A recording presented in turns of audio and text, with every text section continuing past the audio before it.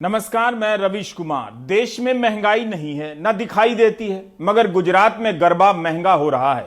इस बार गरबा के पास पर जीएसटी की वसूली होने की खबर है।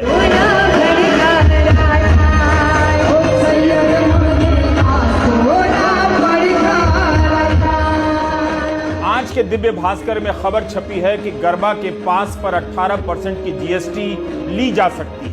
गरबा कराने वाले एक आयोजक ने भास्कर से कहा है कि सरकार की सलाह पर इस बार जीएसटी के साथ डिजिटल पेमेंट ले रहे हैं। भास्कर को एक आयोजक ने बताया कि 2019 में लड़कों का गरबा का पास 3,500 रुपए का था, जो जीएसटी के बाद इस साल 4,838 रुपए का हो जाएगा। इसी तरह लड़कियों के पास का दाम भी जीएसटी के कारण 900 रुपए से बढ़कर 1,298 रुपए का हो जाएगा। भास्कर ने हिसाब लगाया है कि इस बार लड़कों को 81 लाख रुपए अपनी जेब से ज्यादा देना पड़ेगा और लड़कियों को 45 लाख से ज्यादा। गुजरात कांग्रेस ने इसे लेकर विरोध प्रदर्शन शुरू कर दिया है। आम आदमी पार्टी ने मुख्यमंत्री को पत्र भी लिख दिया है।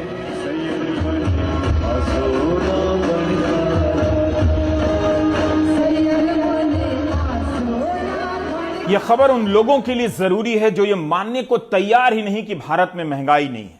सारी दुनिया के अखबार महंगाई की खबरों से भरे पड़े हैं। किसी देश में 10% है तो कहीं 40% महंगाई है। भारत में सरकार कह रही है महंगाई नहीं है, मंदी नहीं है और रुपया भी कमजोर नहीं है। बीजेपी के सांसद और पूर्व वित्त राज्य मंत्री जयंत सिन्हा साधारण सांसद नहीं है। अमेरिका की हार्वर्ड यूनिवर्सिटी से एमबीए की पढ़ाई की है और आईआईटी दिल्ली से इंजीनियर है। लोग कहते हैं कि पढ़े लिखे लोगों को राजनीति में आना चाहिए। शुक्र है कि जयंत सिन्हा जैसे पढ़े लिखे सांसद हैं, वरना आप इस भ्रम में रह जाते कि भारत में महंगाई बढ़ गई है। जयंत सिन्हा ने ही सबकी आंखें खोली हैं कि भारत में महंगाई कहीं नहीं है, दिखाई नहीं दे रही है।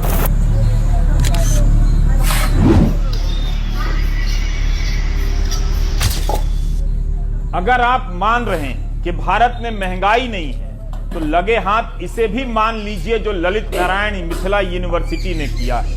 इसके पॉलिटिकल साइंस के एक छात्र को 100 में 151 नंबर आए हैं। जिसने भी 100 में 151 नंबर दिए हैं, केवल वही महान नहीं है, इतने नंबर लाने के बाद इस छात्र को फेल करने वाला भी महानतम है। इसी यूनिवर्सिटी में एक और छात्र है जिसे अकाउंटेंसी एंड फाइनेंस ऑनर्स के पेपर में 0 आया है, लेकिन उसे पास कर दिया गया है। हम सभी ने जितनी मेहनत से शिक्षा का सत्यानाश किया है, उसका फल आने लगा है। यही हाल रहा तो जल्दी ही शिक्षा को खोजना पड़ेगा और वह भी महंगाई की तरह दिखाई नहीं देगी। हम नहीं जानते कि हार्वर्ड में कॉपी कौन चेक करता है। कहीं ऐसा तो नहीं कि हार्वर्ड ने ललित नारायण मिथिला यूनिवर्सिटी को कॉपी चेक करने का ठेका दे दिया है। बस ऐसे ही पूछ रहा हूं।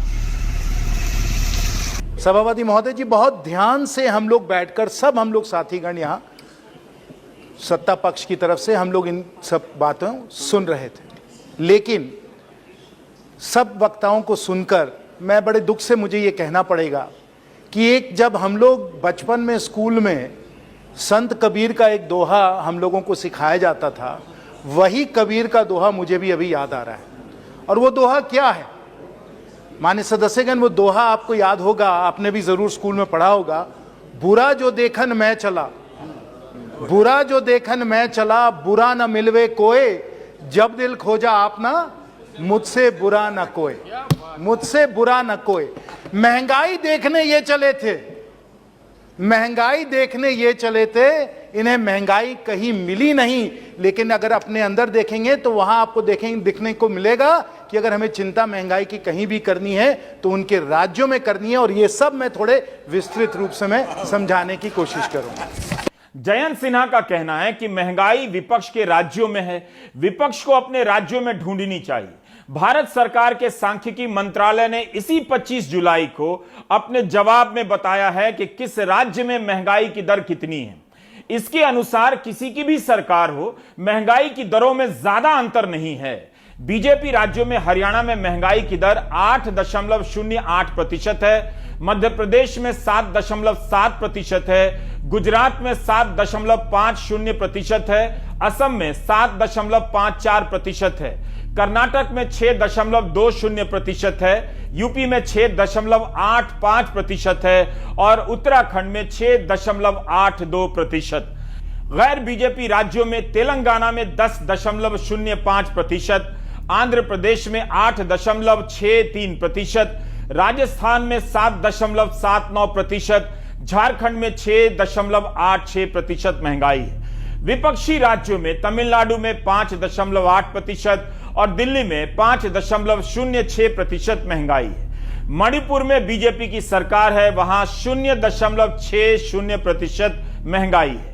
सदन में टमाटर, आलू और प्याज का उदाहरण दिया गया। कहा गया कि आज इनके भाव कम हो गए। जरूर कुछ सब्जियों के दाम कम हुए हैं, लेकिन क्या ये सस्ती कही जाएंगी? लंबे समय तक भाव आसमान छूते रहे। क्या सरकार का यही जवाब है कि जुलाई में महंगाई थी मगर अब कम हो गई है? तो क्या सरकार यह कह रही है कि जुलाई और जून में विपक्ष का सवाल ठीक था, अब ठीक नहीं है? हमने उपभोक्ता मामलों के मंत्रालय की साइट पर जाकर चेक किया, जहां अखिल भारतीय कीमतों का औसत रहता है। इसके अनुसार आटे के भाव में एक साल में 18% की वृद्धि हुई है। गेहूं का दाम 21% बढ़ा है। क्या यह कम है?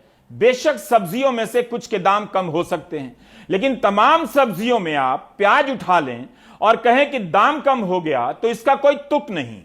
अगर आप गरीब की किसी थाली को देखिए, और ये सही है, शायद आपको वो गरीब की थाली नहीं नजर आती होगी, लेकिन आप मेरे साथ दौरा करें, आप मैं आए, झारखंड एक गरीब एक राज्य है, तो आप किसी गरीब की थाली को देखिए और उससे पूछे कि आज चावल के लिए तुमको क्या भाव देना पड़ रहा है, तो आपको बताएगा कि चावल आज आपको मुफ्त मिल रहा है। दाल भी आपको बहुत कम दाम में मिल रही है, बहुत मुफ्त मिल रही है आपको।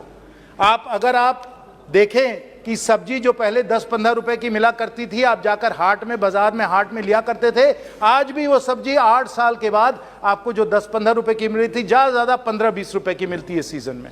कहां सब्जी का दाम बढ़ा है?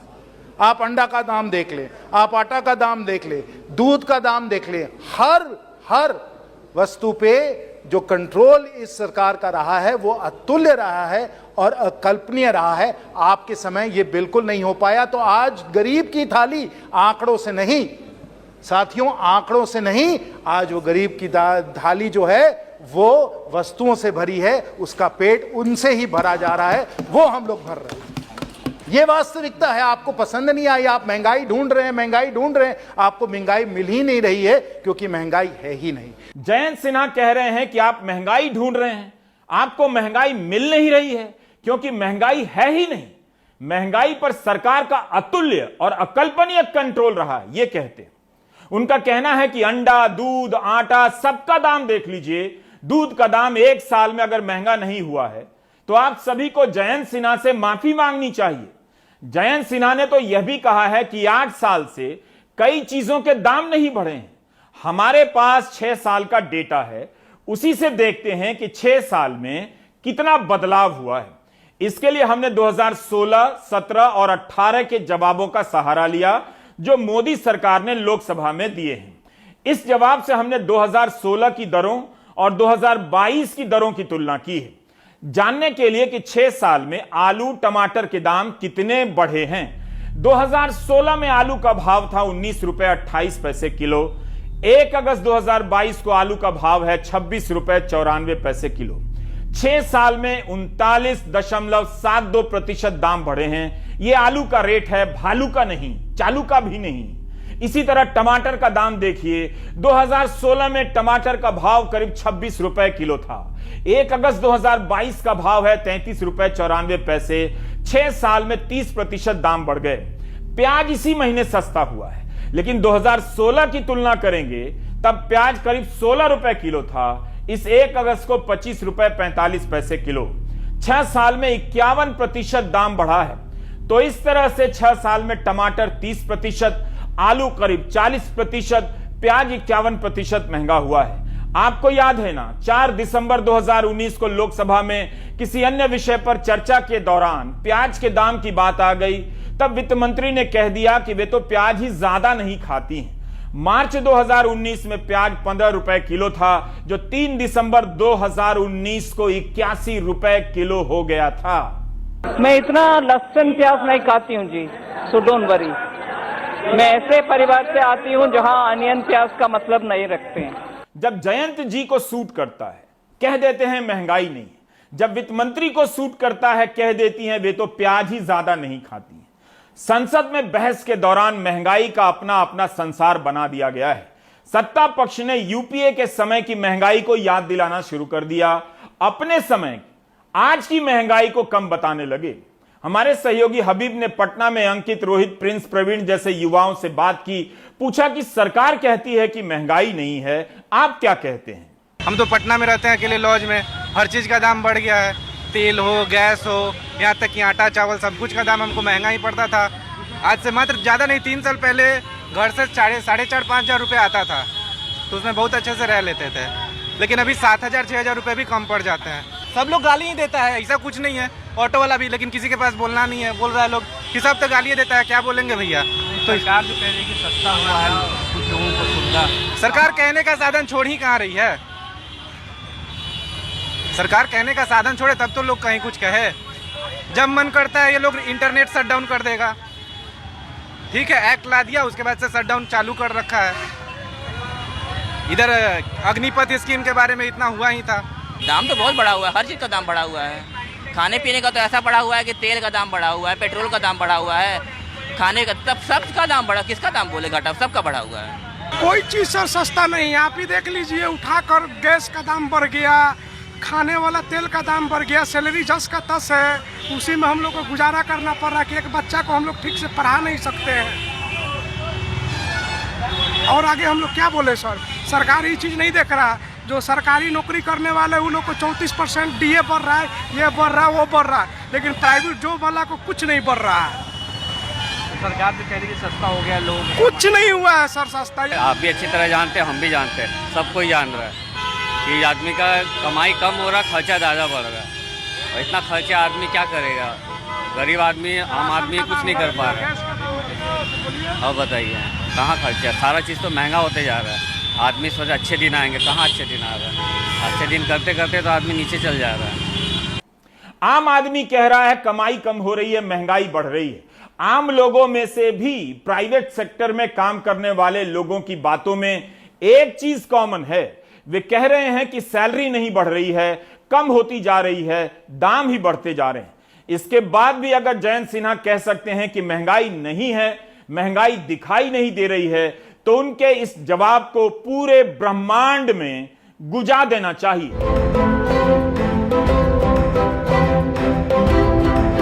ये बात समझता है, आप समझ लिया आप महंगाई नहीं रही है क्योंकि महंगाई थी। महंगाई देखने ये चले थे, महंगाई देखने ये चले थे, इन्हें महंगाई कहीं मिली नहीं है।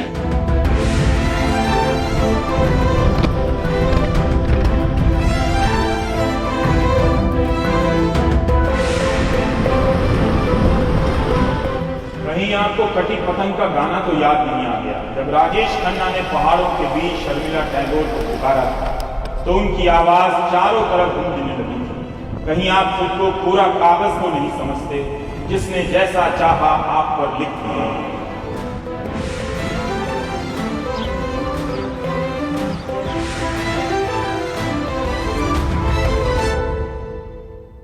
आप कितनी भी मेहनत कर लें, सरकार साबित कर देगी कि महंगाई नहीं है। 2016 से लेकर आज तक वनस्पति तेलों के दाम में 108% की वृद्धि हुई है। यह हम लोकसभा में सरकार के जवाब के आधार पर कह रहे हैं।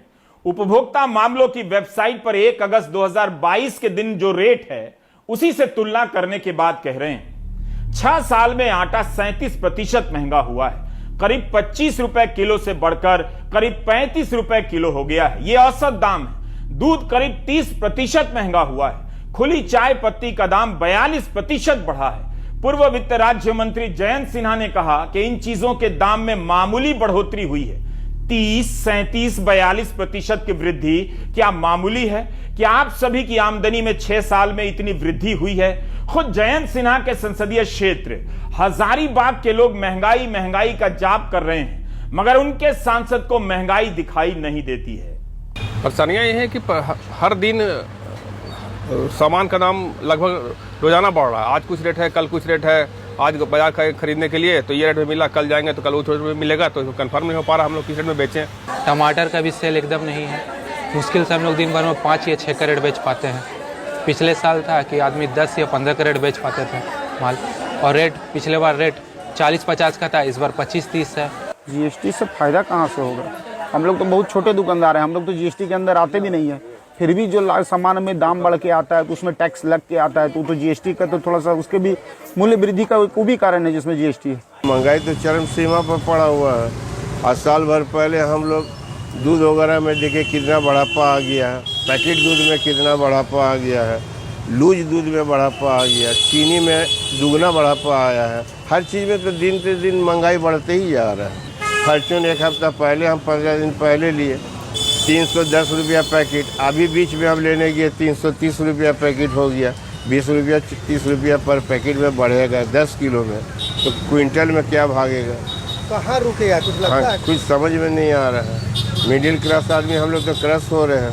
अभी कुछ दिन पहले तक जब खाने पीने के तेल के दाम बेतहाशा बढ़ने लगे, तब सरकार मानने लगी कि इनके दाम बढ़ रहे हैं। कहने लगी कि अंतर्राष्ट्रीय बाजार में कच्चे तेलों के दाम बढ़ रहे हैं, युद्ध हो रहे हैं, इसलिए महंगाई है। लेकिन अब तो सीधे सीधे महंगाई को ही रिजेक्ट कर दिया जा रहा है। कौन नहीं जानता कि गैस सिलेंडर का दाम 500 रुपए से बढ़कर 1000 रुपया हो गया है। क्या यह महंगाई नहीं है? जयंत सिन्हा कम से कम प्रधानमंत्री के इस पुराने भाषण को ही याद कर लेते, जिसमें वे अंतर्राष्ट्रीय कारणों से महंगाई बढ़ने की बात स्वीकार कर रहे हैं। यह और बात है कि नेहरू का सहारा लेकर स्वीकार कर रहे हैं। यह बयान भी इसी साल फरवरी का है। पंडित नेहरू जी ने लाल किले पर से कहा था, और ये उस जमाने में कहा गया था, तब ग्लोबलाइजेशन इतना नहीं था, नाम मात्र का भी नहीं था। उस समय नेहरू जी लाल किले से देश को संबोधन करते हुए क्या कह रहे हैं? कभी कभी कोरिया में लड़ाई भी हमें प्रभावित करती है। इसके चलते वस्तुओं की कीमतें बढ़ जाती है। इति नेहरू जी, भारत के पहले प्रधानमंत्री। कभी कभी कोरिया में लड़ाई भी हमें प्रभावित करती है, इसके चलते वस्तुओं की कीमतें बढ़ जाती हैं और यह हमारे नियंत्रण से भी बाहर हो जाती है। देश के सामने देश का पहला प्रधानमंत्री हाथ ऊपर कर देता है, हाथ ऊपर कर देता है। आगे क्या कहते हैं? देखो जी, आपके काम की बात है। आगे कहते हैं, पंडित नेहरू जी आगे कहते हैं,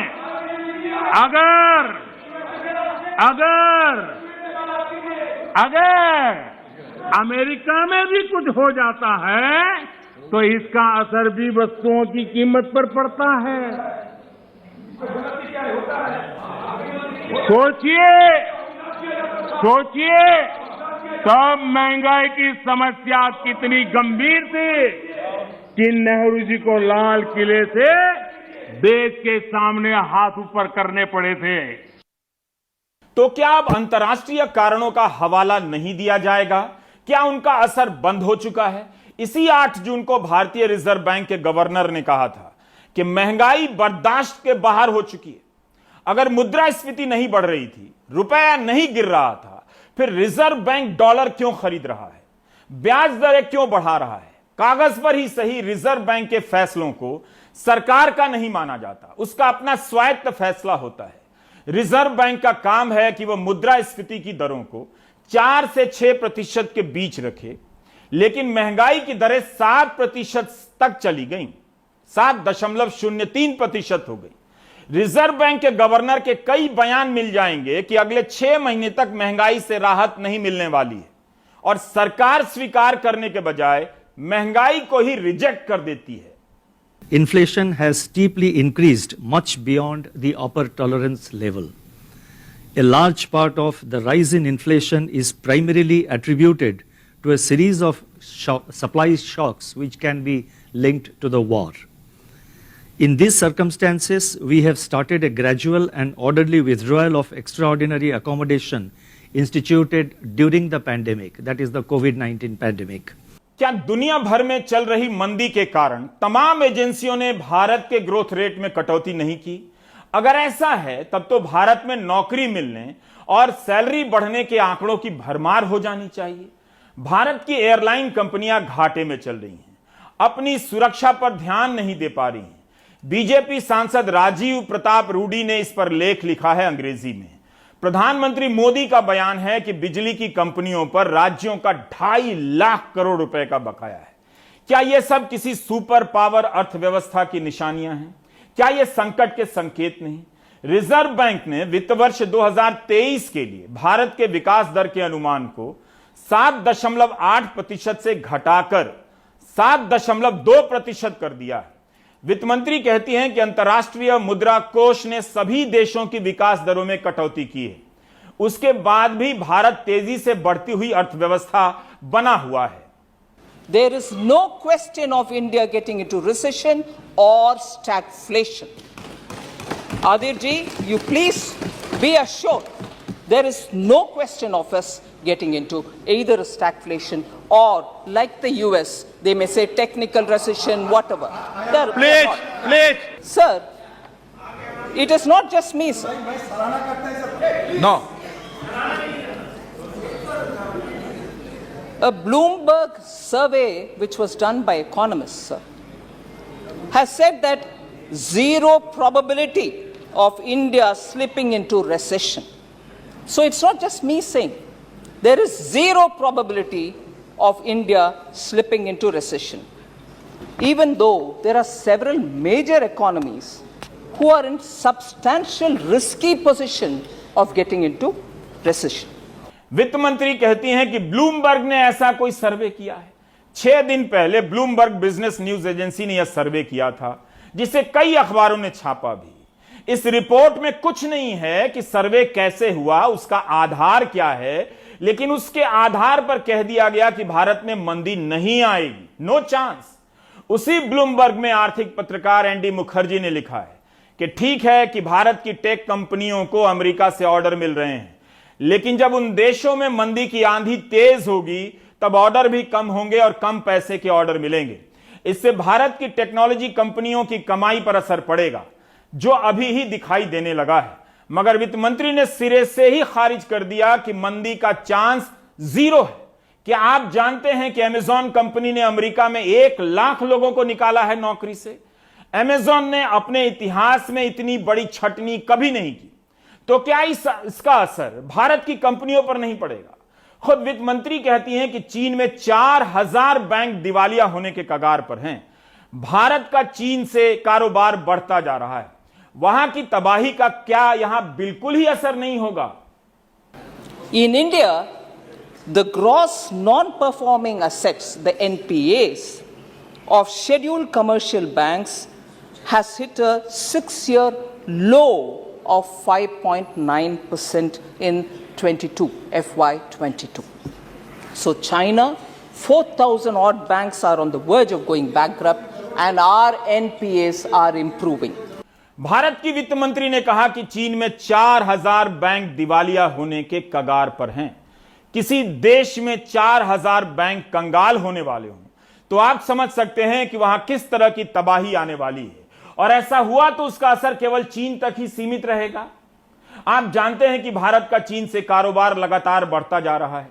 2021 में $125 अरब तक का पहुंच गया था। 2022 में भी $100 अरब से अधिक रहने की उम्मीद है। चीन के 4000 बैंक डूबने के कगार पर हैं, निर्मला सीतारमण कहती हैं। जून के महीने में वहां खबर छपी थी कि चीन के 3 ग्रामीण बैंकों ने लाखों ग्राहकों का पैसा देना बंद कर दिया और ऊपर से बाउंसर बुलाकर, सेना बुलाकर उन्हें लात जूतों से पिटवाया है। उसी क्रम में खबरें छपी हैं कि 4000 ग्रामीण बैंक डूबने के कगार पर हैं। चाहे आप हजारीबाग के रहने वाले हो या हार्वर्ड में पढ़ने वाले छात्र हो, ऐसी खबरों को लेकर सतर्क रहा कीजिए। पैसे से पहले इसकी चिंता कीजिए कि आपके नागरिक अधिकार किस हद तक सुरक्षित हैं। ब्लूमबर्ग की उसी रिपोर्ट में है कि चीन और पाकिस्तान में मंदी आने के चांस 20% और जापान में 25% है। क्या इनका भारत पर कोई भी असर नहीं होगा? बांग्लादेश, पाकिस्तान, श्रीलंका अंतर्राष्ट्रीय मुद्रा कोष के सामने हाथ फैलाकर खड़े हैं कि पैसे दो, पैसे दो, पैसे दो।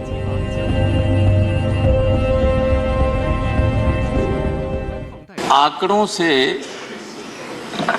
जो आधे पेट भूखा बैठा हुआ व्यक्ति को पेट नहीं भर सकता उसका। इस देश की जनता ने हमेशा यहाँ बजट के दौरान, आज नहीं पहले से भी, आंकड़ों के मकड़ जाल में ही जनता को फंसाया गया और वास्तविकता धरातल पर बिल्कुल डिफरेंट रही। ये सही है कि महंगाई तमाम कारणों से बढ़ती है, तो मैं अपने मित्रों से ये कहना चाहूँगा कि ये तो कम से कम स्वीकार करना चाहिए कि महंगाई बढ़ रही है। उसका जस्टिफाई मत कीजिए कि दुनिया में ऐसा है इसलिए हिंदुस्तान में भी ऐसा है। जस्टिफाई करने का कोई औचित्य नहीं है। जब महंगाई बेतहाशा बढ़ रही है, रुक नहीं रही है, तो ये मान के चलिए कि कहीं न कहीं गलती है अर्थव्यवस्थापन में, कहीं न कहीं गलती है। 31 दिसंबर 2014 को $1 का भाव 63 रुपए 33 पैसे था। इन दिनों 78 से लेकर 79 रुपए के बीच रहा करता है। 80 रुपए भी टच कर गया था। 2013 और 14 के दौरान आज के प्रधानमंत्री क्या क्या कहा करते थे आप जानते हैं। अब 80 रुपया पहुंच जाने पर निर्मला सीतारमण कहती हैं कि रुपया कोलैप्स नहीं हुआ है। दूसरे देशों की तुलना में रुपया बेहतर लग सकता है, लेकिन क्या यह कहना उचित है, आर्थिक रूप से उचित है कि कोलैप्स नहीं हुआ है? आत्मविश्वास की हद है। कमाल का जवाब है और दौर भी शानदार है। वो कहते हैं, महंगाई के लिए जवाब देते हैं। उन्होंने कहा कि पहले गरीब सूखी रोटी खाता था, लेकिन अब गरीब 2-2 सब्जी खाता है, इसलिए महंगाई बढ़ गई। वाह क्या सीन है। आप मुझे बताइए, क्या गरीब सब्जी खाने का अधिकारी नहीं है? क्या गरीब को सब्जी खाने से भी कांग्रेस को पीड़ा होती है? क्या भाषण करते हैं, क्या बोलते हैं आप लोग? और ये किसी के गले उतरता है? भाई गले उतरता है? क्या महंगाई का कारण गरीब है? ये महंगाई गरीब के कारण पर आई है? अरे महंगाई इसलिए आई है कि दिल्ली में बैठी हुई सरकार की मानसिकता में गरीबाई पड़ी है। There is no collapse of the rupee. I'm just picking up on what the honorable member has said. The performance of the Indian rupee is much better than its own peers. And actually, if you compare Indian rupee versus other currencies, it's appreciating in its value. So there's no collapse. It is actually finding its natural course. जब Bharatiya Janata party के सदस्य विपक्ष में थे तो वो कहा करते थे कि जब रुपया गिरता है तो भारत की साख गिरती है।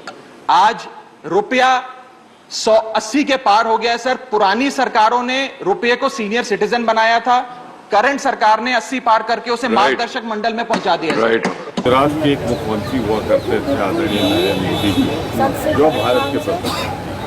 उस समय उन्होंने कहा था कि रुपए की वैल्यू डॉलर के मुकाबले या विश्व की अन्य मुद्रा के मुकाबले गिरती है तो देश की साख गिरती है। उस समय 55 साख, आज 80 रुपए पर पहुंच गया, उस समय से 50%। दूसरी बात, प्रधानमंत्री जी ने ये, मुख्यमंत्री जी और आपके प्रधानमंत्री ने ये भी कहा था कि लगता है प्रधानमंत्री की उम्र के पास तो जो 2 सर्टिफिकेट हैं प्रधानमंत्री उसमें तो उनकी उम्र 75 के नीचे और ये 80 पहुंच गया है। इसके मतलब देश की साख खत्म हो गई, प्रधानमंत्री की साख खत्म हो गई। और ये भी उन्होंने कहा कि रुपया इसलिए गिरता है कि जब भ्रष्टाचार बढ़ता है। मैंने यही कहा प्रधानमंत्री जी आपके कार्यकाल में भ्रष्टाचार बढ़ता है। महंगाई, मंदी और रुपए की कमजोरी जैसे मुद्दों पर कांग्रेस ध्वस्त हो गई थी, लेकिन मोदी सरकार के मंत्री कितनी आसानी से कह रहे हैं कि मंदी नहीं है, महंगाई नहीं है, दिखाई नहीं देती है और रुपया भी कोलैप्स नहीं हुआ है। ऐसा लगता है कि जिस जनता से कह रहे हैं वो अब जनता ही नहीं है। क्या इस देश की जनता ने विपक्ष से और मीडिया से झूठ बोला कि बहुत महंगाई है, कमाई नहीं है, या व्हाट्सएप यूनिवर्सिटी ने उसे इस हालत में पहुंचा दिया है कि अब उससे कुछ भी कहा जा सकता है, उससे कुछ भी मनवाया जा सकता है? आप ब्रेक ले लीजिए।